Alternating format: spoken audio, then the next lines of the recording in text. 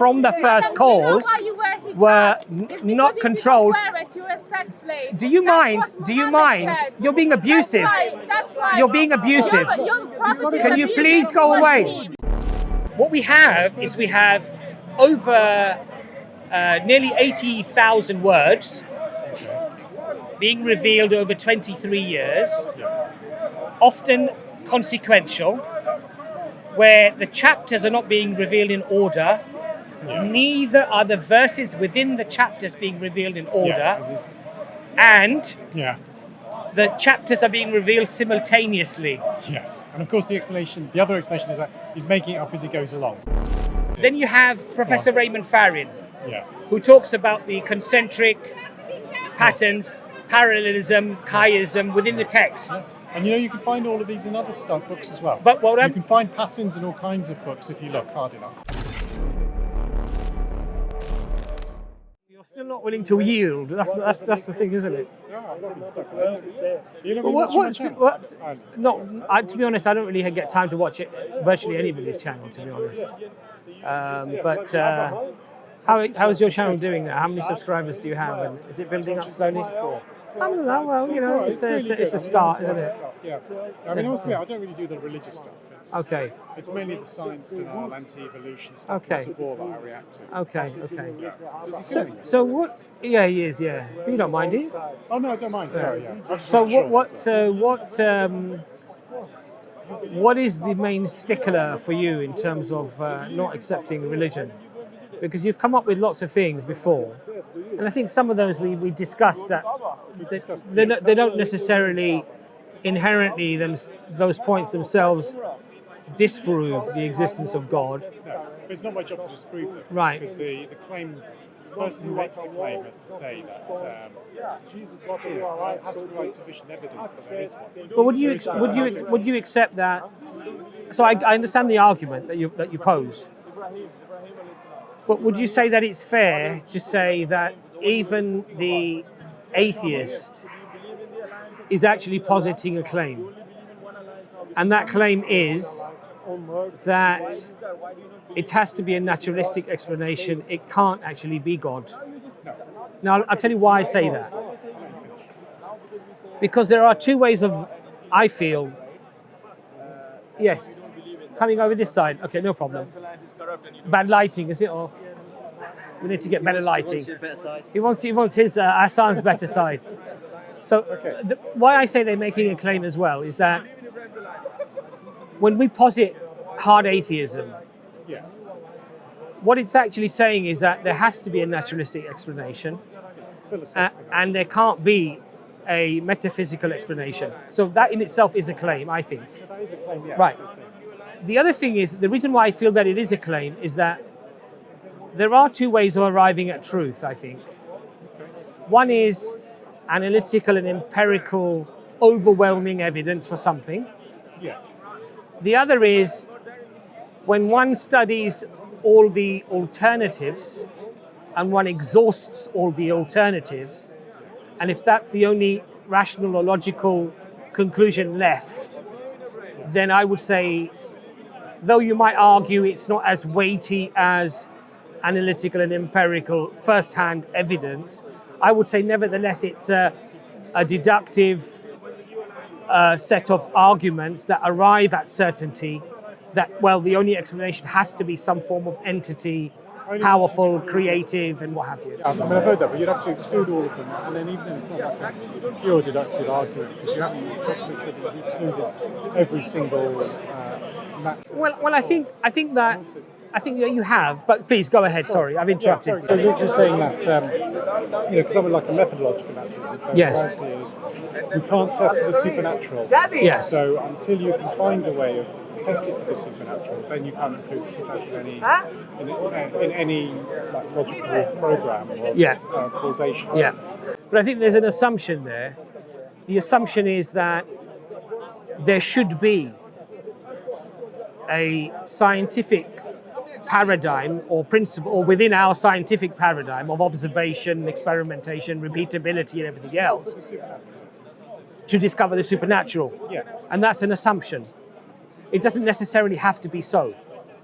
No, Do you agree? I understand. So what I'm saying is that if one makes that assumption, then I believe that you're setting yourself up to fail from the beginning. And the reason why I say that is because from a theistic point of view, from a doctrine of religion, but inherently that is not something that is scientifically provable, because it's not in the observable realm of our abilities, let's say, right?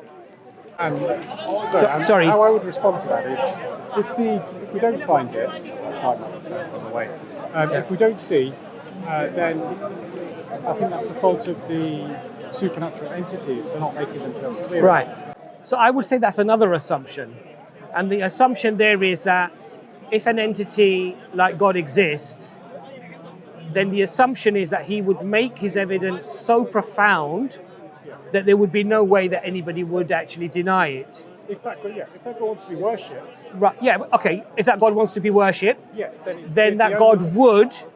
The onus is on the God to provide evidence for itself. Right. If it wants people to follow. And I would say that's another assumption, which is that the assumption is that God would, if he wanted to be worshipped, or if he ordained us to worship him, that the evidence should be overwhelming to the extent where it would be undeniable. In fact, there would be no choice in the matter, basically. The person would be compelled to have to accept there's no choice in that. Well, as in you'd be compelled to know that the God exists. Right. So you don't have to worship it. Yes. So you can't claim that God doesn't exist. Yes. So I would say, respectfully, I would say that's another assumption. Okay, yeah. And so what I'm saying is that, you see, what I'm trying to sort of bring to the table is that it is true, the theist is coming with assumptions as well. There's no doubt about that.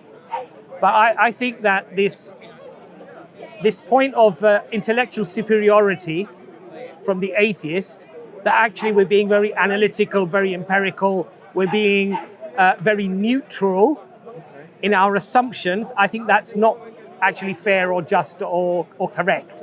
I think that they are also coming with their assumptions, and two of them that I've said is that one, God, if God exists, would make his presence so undeniable that human beings would believe in him. That I think that is an assumption they come with. And the second one, which is I've said to you, that if God wanted to be worshipped, again, he would make it so apparent that there would be actually no free will, no choice in the matter. People just would be compelled to do so, right? But do you think there is an onus on the supernatural to provide evidence for themselves? Well, that depends now. And I'll tell you what it depends on. It depends upon the one who set the rules for the game, as it were. Let's say the game of life, the game of creation. I don't mean it as a game as in a pejorative sense. I'm just saying from our perspective, right? So it depends upon the creator choosing the rules that he has set for humankind. Now, if those rules are everyone will believe, then Allah addresses that in the Quran. Had we wished, everyone would have believed. But in other words, Allah is telling us that that's not what I wished. That is not the game. Those are not the rules of the game. And then Allah specifies the rules of the game. That I will give you signs from within yourselves and from the furthest horizons. You have to interpret those signs. Of course you do. There's always a level of interpretation. You need to interpret it if the God was made itself. Just as you would interpret science. Even analytical and empirical science has a realm of interpretation, right? So as human beings, there's always going to be that we can't escape that, basically. But that wouldn't be needed if the God showed himself. But you see, but that's the point. You see, Hassan, the point is that saying the rules should be how I perceive them to be best. Okay. How I perceive them to be as they should be. I think this is, respectfully, I would say this is a bit arrogant. Because what it's saying is that my perceptions as an individual are somehow absolute. They can't be wrong. They cannot be questioned. What I'm saying, well, I'm saying when you come with that stance, you see, there's an element of surety that it has to be this way, otherwise God doesn't exist. Is a sort of an insistence on something that in reality doesn't have to be that way. No, what I'm just saying is if you want us to believe, then there needs to be much smaller room for doubt.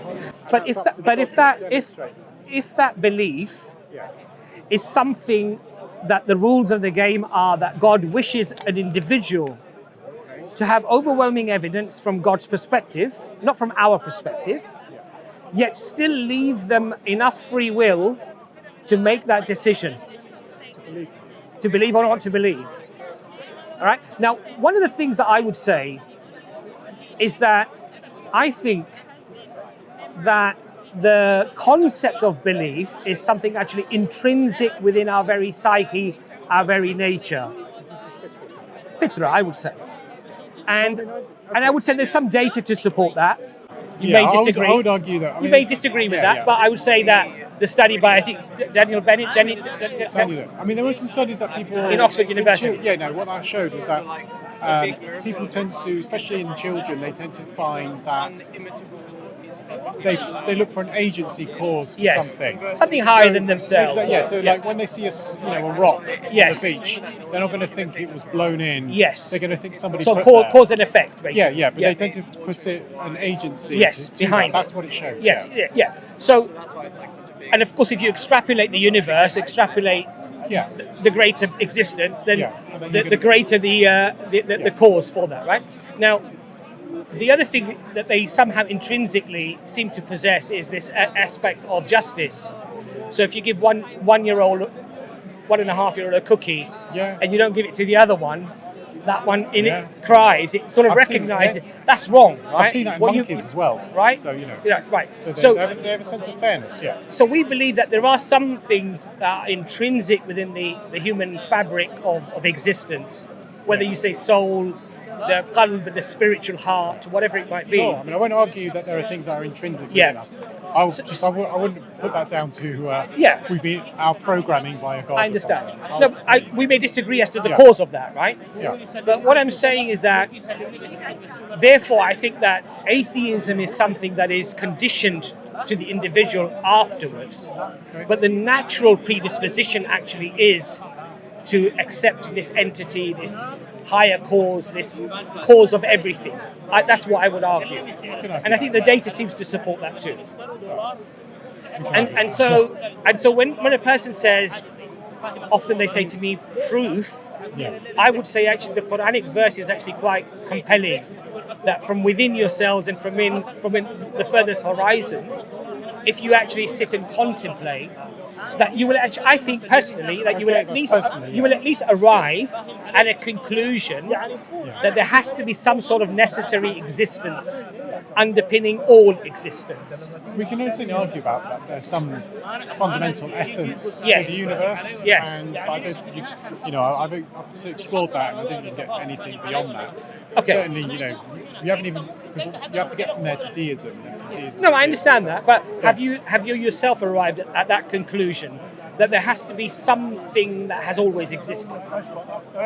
Well, where I see it is probably something has always existed. Something like matter and energy, like whatever that might be. Like that, So something has always existed. Outside of time, something may have outside of time, space, whatever, right? Yeah. Okay. So you see, I think our beliefs on that aspect are fairly aligned. Would you agree? Yeah.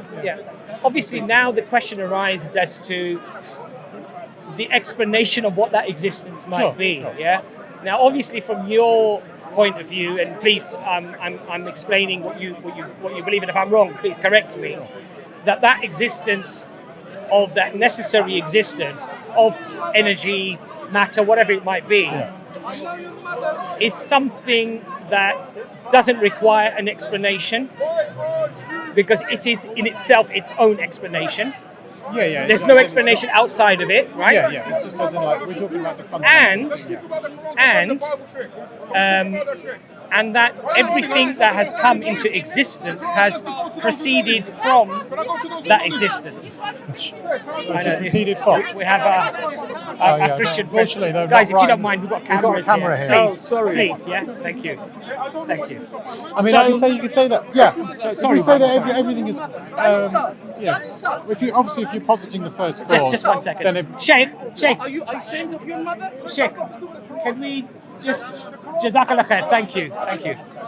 So, sorry, we got no, that's all right. got That's lost okay, here. Abbas, It yeah. can become a bit of a circus here. It is, yeah. So I'm always saying, we can both agree that there must be some sort of first clause. Right, But then, it's reasonable, yeah, right? yeah. Now, of course, the only way really for us to find out about this first cause Yeah. would be obviously two ways. One is that at our disposal we have the scientific method, Yes.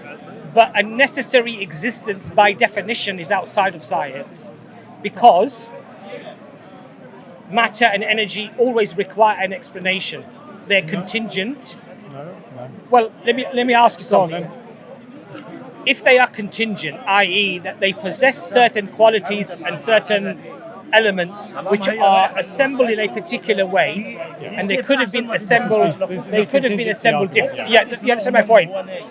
I think it's reasonable to assume that it requires an explanation. Now, you might say, "No, I'm happy for there not to be an explanation," but I would posit that that's more of a cop out than a reasonable position. I would postulate that you need to demonstrate that it is contingent in the first place and not just go by assumptions, because we're talking about things that are outside of our universe. We only know things that are... Sorry. Yeah, we only know what's in our own time and space and then what we can test. So you're talking outside of this. So what matter and energy is outside, you can't say it's contingent. It can only be a certain way. These are all things that you can't just be sure of. So in reality, we agree upon that point as well then. Okay. That first cause Yeah. is not contingent, Yeah. not reliant We can on agree on anything, that, yeah. and it is the explanation for itself, doesn't require an explanation outside of itself. Okay. Okay. Now, the other thing I would posit to you then Sure. is, if we have agreed that every existence comes from this necessary first cause, this existence, Yeah. I'm going to ask you the question: does it require a will, a decision-making function to bring things into existence when it chooses to do so? Well, because you're saying it chooses, Yes, so you're saying you're A presupposing a something. consciousness, a decision. If it has a conscience, then yes, but that doesn't necessarily Okay, so correlate that there are is. you saying that it could not have any consciousness? It doesn't need to have any consciousness. Doesn't need Doesn't to need to have okay. any will. No will. It Okay, could just be following natural processes. Okay. It's like a volcano erupting. I understand. So like a domino. Yeah. One domino falls, all of the other dominoes fall. Yeah. Nothing is in control of anything else, and that first domino falling, in itself, is not a decision, just a natural function of the necessary existence that existed. Yeah. Right? What had happened before and stuff. Yeah. So now let's have a look at the necessary existence that brings from it emanates or emulates all existences, Okay. and it has an infinite past Okay. to bring every existence. Why infinite past? 'Cause Well, it's the first. if it's the first cause, it has to infinitely exist. Okay. But you remember, we're outside of time. Remember, Yeah, but our universe might be outside of time. our universe is in time. We're talking outside of you. I understand, Outside of time. and this first existence is from it comes all existences. Including It can't time, be yeah. bound to time. Yeah. Because it's always existed. Yeah. Therefore, it's reasonable to say that it existed post-infinite, pre-infinite. It doesn't have a beginning and it doesn't have an end necessarily, right? Because if it did have an end, then it's already had an infinite time to die out or to be exhausted or to be, right? So it's infinite in both directions, right?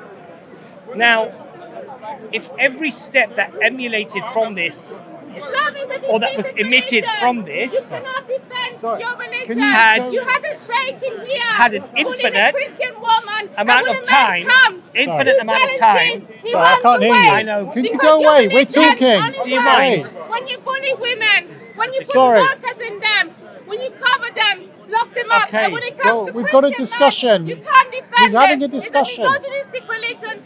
It's a false religion. That's why you were telling him Show to good run Christian away. manners. Just Show good Christian manners and let us have No, a we're having a conversation. conversation. You can go It's It's scream fine. and Look, you've got shout the whole and of the say, park I over don't wish to there. talk to you. Do you mind? Enemy, love the enemy. Then Yeah. don't speak to me Look. either. Okay, well then don't shout in my cameras. Shush me. You've just got the whole park over there. Just It's ignore her. okay. Thank you, brother. Okay, so In Islam, my women argument have no is rights. my There argument no is truth in Islam. my argument is That's why he wants to address that the if fact it that had the an Quran mentions infinite more than amount of 50 time, times that you need to read the Torah then and it's the Gospel. reasonable to You say expect corrupt. The Quran doesn't say every that. possible, you cannot produce an alternative. Your action Quran says that you could need to have read come the Gospel out and you read it to of Muslims. this Possible, necessary existence would it's have already possible. come into You existence. can't answer It's this. possible, yeah. Correct?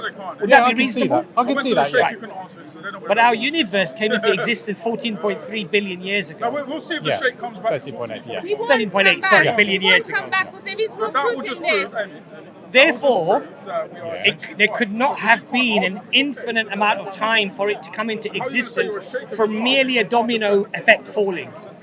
Why not? Because it came into existence 14.8 billion years ago. Yeah, but time started at that point. For us. Yes, for us, yeah. Exactly. Not for the necessary But you existence. don't know what happened before then. You don't know what the alternatives were. But my whether- point- how my- many that's- multiverses I are. understand, but whatever, Hassan, my point is, I think, quite succinct. In so much as if every action has an infinite amount of time to come into existence or to be activated, then it's reasonable that every action has already had an infinite amount of time for all of those dominoes to have fallen. every possible action. Every possible action. So if we do see a beginning for something, which can include Which is our pedophilia. universe. that seems Do you agree reasonable with this, that Muslims? whatever this first cause Do you agree was, with this? had a conscious decision to bring it into existence at a particular time. You don't think? No, no, because if you're saying if you say there were 100 possible outcomes, Yeah. we could have been 64 or something like that out of a possible 100, because anything that was happening outside of our local presentation of space and time. So that doesn't suggest any conscious activity, any conscious will behind it. I would humbly disagree. Fine, okay. And I'll tell you why. Go on then. Because I think, as I said to you, how would we know about the necessary existence? Since in reality it becomes a philosophical discussion, Yeah. not a scientific I one. can say Yeah, whatever some I things are want to. philosophical, yeah. But I agree, right? I can. What Now, are you going to do about I think I'm talking to the crowd. now I think that I can do whatever I want. since the to first do. cause we have Are agreed you speaking to Yeah. me? existed eternally, and we've agreed that the functions of all reactions from the first Madam, you know cause why you wear hijab? were It's because not if controlled. you don't wear it, you're a sex slave. Do you That's mind? what Do you Muhammad mind? said. You're being abusive. That's why. You're being abusive. we've got to Can you You're please go away? Can you go away? You wear a hijab. Can you go because away? If you don't wear it, Can you you're go considered away? to be a sex slave. Sorry, Do you wait. know this, sir? You know this, Just- madam? No manners. You have no Excuse manners me. Do you know whatsoever. this, madam? Guys, Absolutely no manners whatsoever. we're recording a discussion, and you're just standing in the way of the camera. Just This is what they unfortunately are now Are you limited gonna to. answer? have Why? a discussion over there. I would like you to. I don't talk to Well, ignorant people. Go away. I can talk to the crowd in here. I can understand why I can people. talk to the crowd in here. I can understand why people run away from people of religion, especially when it's people like yourself. In any case, so I think it's a reasonable I argument. can understand your argument about That that. is, do you understand my argument? I do understand your The other thing is that in our universe, I can do what I want if I want to. I think the I can only do way what for I want us Be to quiet. Women should not No, talk. that's what Differentiate. your teaches. The Bible says Differentiate women should between- not talk. No, it's okay. Let's carry on. Can we move over there? That's why Muslim countries, your woman cannot go out on Shall I her interrupt her own. then? She needs a guardian because if shall we something leave her? happens Let's to leave her, leave her. it's going to be her fault. Let And this is what let you dogs preach. bark. It's better. Let the dogs bark. They don't bark because So you I would can't say, defend your Asad, religion. quite No humbly, women would Sure. defend this is religion that if you because it's contemplate evil. on these It's things, an evil Yeah. religion. I think the more reasonable position. Hello, my friend, don't I speak think, to her. I think the more reasonable. I Let's think just the more go. Don't talk to her. Yeah. Let you talk. Perfect. Can you go now? I think the more reasonable position actually is that whatever this first course was, it brought our universe 13.8 million years ago. Yeah, we can agree. I think that to me indicates that it's not just a domino effect, infinite. I think the other thing that's interesting is that how can we establish if this Why first do women course, wear hijab? if this first course, Can I tell you why women wear I can't hijab? even have a discussion. You don't want to hear the truth about it. You're making You don't want to hear the truth because the truth scares you. The reason why women wear hijab Look, we can talk, yeah. is because So let's carry on. So yeah, I can see your point, but I mean, I'm not convinced that there is any reason why there had to be a conscious will. I can't see that. And if you, let's just say there was a there had to be a what? there didn't need to be a conscious, but let's assume there was a conscious will. You think they're happy to be there? That could just be the hijab end. pulls them on a The conscious will could have said, They let's don't start get the any universe, sunshine. fix the fingers, This is an then evil that's it. ideology, There's and I nothing will to speak nothing to against suggest them. anything And you else cannot carried on. defend them. None Look, of you can defend we're having a them. conversation, all right? Just ignore her. Go and tell the police. I'm not saying there's no crime. We're just having a conversation. Is that what Christians need to be learning Look, manners? you've got the whole You need part. the police. Sir. You need the police to be taught manners. Why do women wear Didn't your mum hijab? teach you manners? You've got the Why whole do women part. wear Didn't your hijab? mum and dad You teach you can't manners? answer. Notice Huh? that they can't defend You need the religion. police to teach you manners. Notice that they can't defend the religion. Ridiculous. Don't wear Absolutely clothes. We ridiculous. don't need clothes. You got no manners at all. Anyway. We don't need clothes. خلاص. Yeah, exactly. Are you okay with having sex slaves? Is there sir? much- No, we treat our women as diamonds. They have No, to be and what covered. about Anyway, the sex slaves? so Decency in Hassan, that. what I would say to you is that no, it says if in we here accept that is it's a woman, one of it's a the woman reasonable that wears possibilities, hijab, she's a sex slave. we can then, I think, investigate as to whether Oh, really? entity, if Oh, it yeah. exists, Oh, yeah. has A woman somehow wears contacted us in some way Right, a to woman make has us to wear aware hijab because of what she this would entity be is. a Muslim woman. And what is She has to expected- wear what is hijab, expected she's a from sex us. slave. That's what If he it wants says in anything here. from us, yeah. Yeah, and I would say that if you look at, for Are you gonna example, read it? that poster Nobody there. said we should be one of the Well, murderers. which is totally unfalsifiable. Well, no, it's not. It is. And I'll tell you why it's not. It's subjective and totally I'll unfalsifiable. tell you why it's not. You wear it. I think that there are things within it Woman says that in reality, if a linguist, somebody who is an expert of classical Arabic language, and there are many non-Muslims, by the way, and that when they look at that, they realise that the very composition itself is impossible for. Yeah. But anyway, even if you had yeah, so So okay, we're talking about that. Though. Yeah. I mean, firstly, I think you can get some. Yeah, all right. You can look at, say, a work of fiction, literary work of fiction, and you can make up those same criteria. But even if you'd never found something like it, firstly, that doesn't mean that the original was from a god. And secondly, it's subjective because there are subjective claims in there saying, oh, it has to have had this profound significance or something like this. I could find the most profound choice of words. something like that, Yeah. which is subjective. I mean, I could get the world's best artist, get him to make a painting, and then I can put him in a dungeon, and I can show this painting, and I can say to people, this was painted by God. If you don't believe me, make a painting that's like it, and nobody will be able to do it. Or better it, equal to it, or better it. Yes, and that would, but then even if nobody could equal or better it, that wouldn't necessarily mean that the original. No, look. So the examples that you've provided, Yeah. I would accept Okay. that would be the case, right? And the reason why I would accept that Sure. is that we recognise those things, paintings and Yeah. sculptures or whatever, And books. and books, for example, in a very different way, right? From Revelation, I think it's very different. And I'll tell you why. Okay. Well, Revelation is subject. Well, Of course, it's arbitrary. We're not. But agreeing on I'll tell you why. On the one side, a painting from our own experience is truly a very subjective thing, even amongst the specialists or the experts So is a book. in painting. So is a book. No, but let me just get to the point. Okay. So, for example, if an artist did make that claim, they would be almost immediately mass disagreements within artists themselves who would pick other paintings to be either superior or equal to. You understand my point? Yeah. Now, why I believe that this argument is a lot stronger Yeah. and it's very different is that we have had and have linguists who are familiar with the Arabic language and the Quranic classical Arabic language and have actually said that this is a unique way of even writing the language itself. Even the grammar itself is unique to the Quran. It didn't exist prior to, and it has never been able to be duplicated.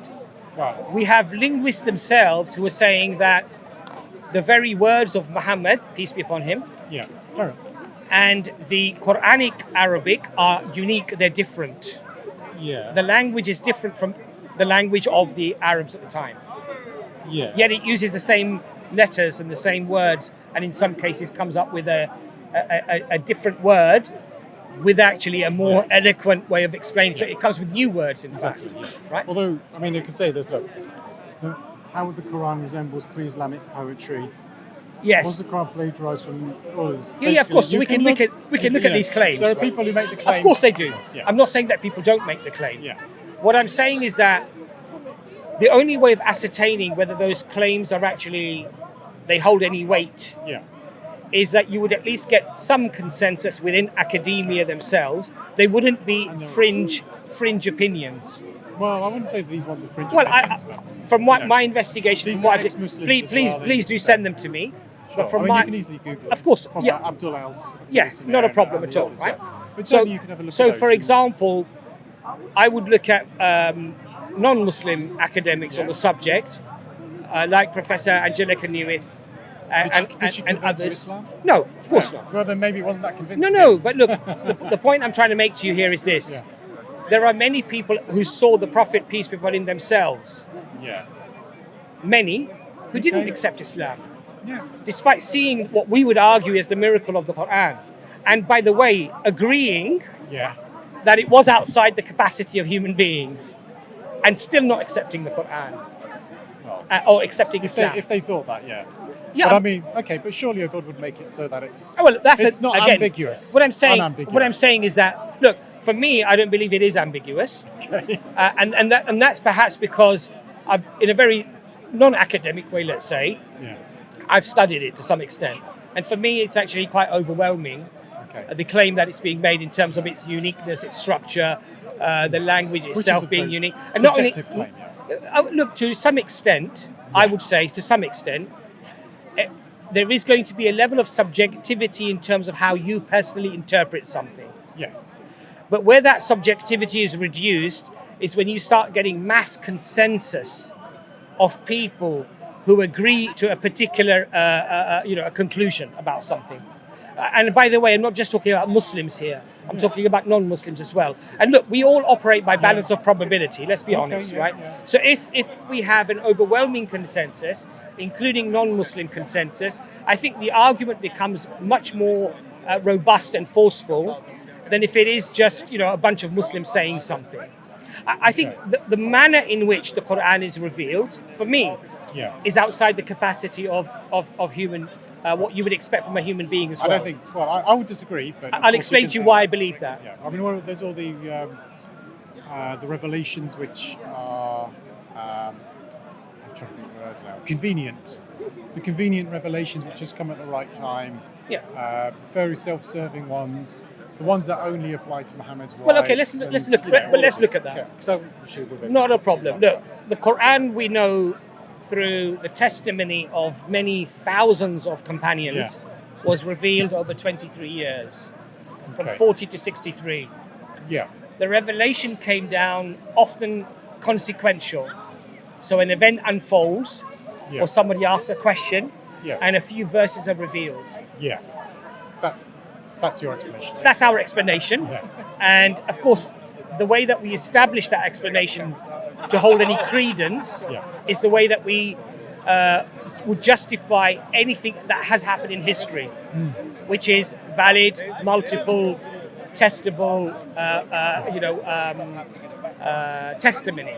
Sure. Right? So how do we know about Christopher Columbus? How do we know about, President Lincoln? Or if we even go back further, how do we know about any of these people and what they did? Of course, it would be multiple. Yeah, multiple. None of them were supernatural claims. I agree, but I'm saying our ability to become sure or very confident about those historical events is based upon multiple attested or testable testimony. That's how we effectively weigh up evidence from history, right? So that's how we would arrive at that conclusion. Now, what we have is over nearly 80,000 words being revealed over 23 years, often consequential, where the chapters are not being revealed in order, neither are the verses within the chapters being revealed in order, and the chapters are being revealed simultaneously. Yes, and of course the other explanation is that he's making it up as he goes along. Fair enough. Yeah. But look, that's one logical possibility. Yeah. So one logical possibility would be that he already has some rough structure in his mind, and then somebody comes and asks the question. He says, "Okay, these verses are from God. Those verses are from God." Right? Yeah. That's one logical explanation. Yes. I would say it's not tenable on the basis that there's no editorial process and no mushaf, no book at the time of the Prophet, peace be upon him. It was all memorized. Yes. All memorized. The companions are memorizing, and the Prophet himself is memorizing. Not just in one mode, but in 7 different modes of transmission. Sure. And all 7 are memorized by the Prophet and some of the companions, right? Now, there are 2 or 3 important factors here. Number 1, some of the companions are not memorizing the entire Quran, and they're already departing from the Middle East onto their journeys, whether it's to spread Islam or they're going back to their homes or whatever it might be. Okay. That's one thing. The other thing is, at the end of the revelation of 23 years, you have one coherent reading. You know that when you hear the Quran, you hear this rhythm or the rhyme of the Quran, and how it changes. Yeah. Yes? And you have that consistency, despite these verses being revealed over 23 years, no editorial process, and the verses, the up to 80,000 words, being what would be perceived by the onlooker to be somewhat random, because you can't plan on an event happening in front of you, or a war breaking out when it actually does, or an event within the war, or somebody coming and asking you a question, whether it's a believer or even a disbeliever. We don't know what's going to happen in the future then. Right, okay.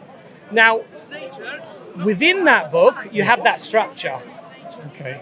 Within that book, you have Professor Raymond Farrin, which is all retrospective anyway. Okay, so, well, it's something that obviously, when the book is complete, that you can then come to some of those conclusions.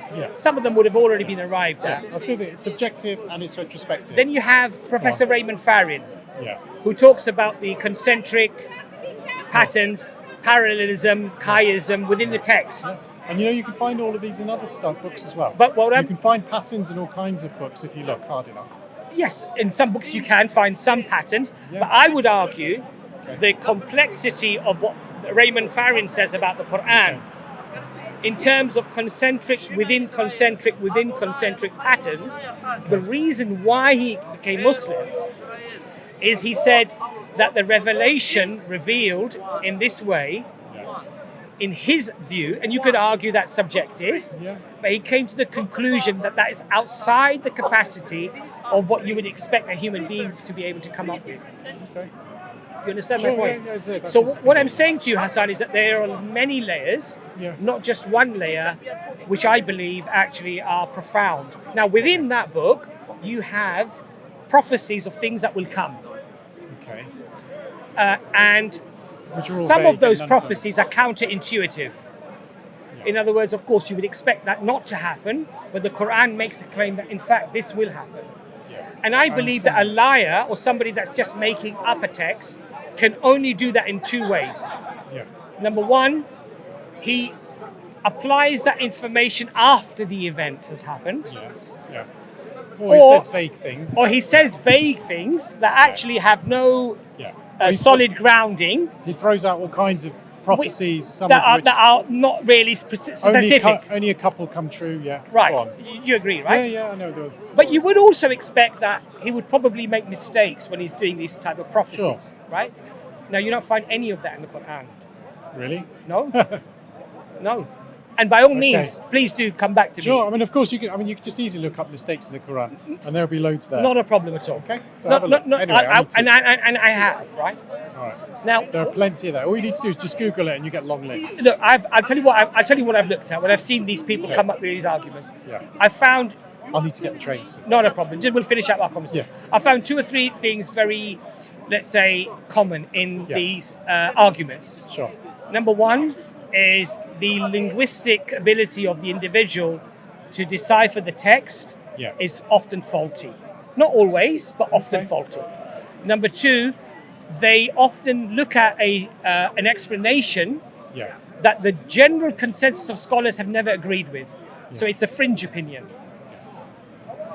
And so, and sometimes, unfortunately, it's a little bit more sinister than that, where they're literally imputing things into the text that nobody's ever agreed upon saying. Sure. That's my experience. Okay, but if you have any new ones, you've got our email address, right? Yeah, got email now, address. there are so many other layers that, inshallah, we can discuss maybe next time. Yeah, but next time I come what round. I'm saying to you, Hassan, is that it's, for me, being a Muslim is all of these layers of evidence. I think they become so profound that if I use a fair assessment, which is balance of probability, is it more likely to be true or more likely to be false? If I'm overwhelmingly convinced that the weight is sufficient and heavy enough to accept it, then I think you would accept that it's a reasonable position to have, right? I can see if you're that way inclined to believe in these things, then you could convince yourself of that. So that's what I'd like you to contemplate on and think about. I understand. And come onto our streams and we'll have more of a conversation. I'll try. Because I think with I'll the try doctor, and come here and more. with doctor, nice with doctor and me, I think you'll find that we don't tend to sort of bash you too much, right? We tend to have a bit of a nice discussion. I'll try and be here more often. And you're a nice guy, and I actually like talking to you. Nice talking to you as well. Yeah. Great. Anyway, I'm sure you have got a Quran, and I'm sure that you have. Yeah, it's right. You have read it. I can find all the information. You know, one of the things before you go, Hassan, I would say to you is that sometimes it's better to first look at the evidences for something than the evidences against something. And I'll tell you why. Because often the evidences against something may be accurate or inaccurate.